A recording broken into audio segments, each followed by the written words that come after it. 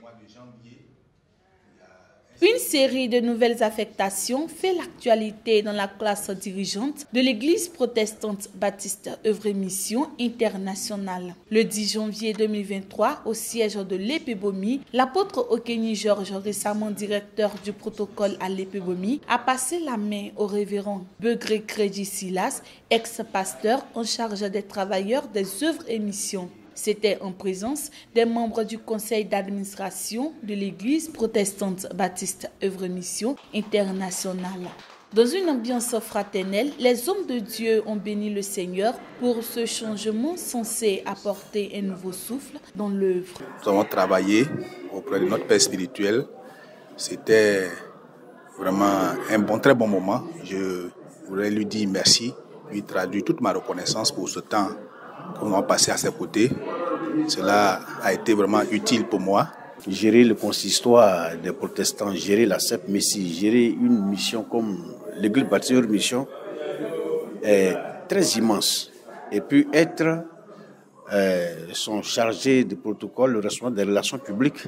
Vous voyez un peu toute la grandeur et puis la complexité du travail qui se présente à nous.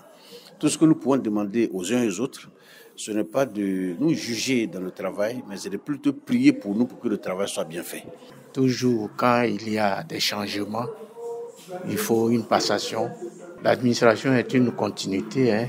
Celui qui vient, il va continuer le travail qui a été programmé. Quelques jours plus tard, le 16 janvier, le révérend Begré Silas a à son tour passé le flambeau à l'apôtre Mongbe Michel, pasteur en charge de la jeunesse de l'Épébomi. Désormais directeur de la CESAP, la stratégie d'évangélisation dans les secteurs d'activité professionnelle, l'apôtre Mongbe Michel entend maintenir le cap de la loyauté et le zèle dans le service divin.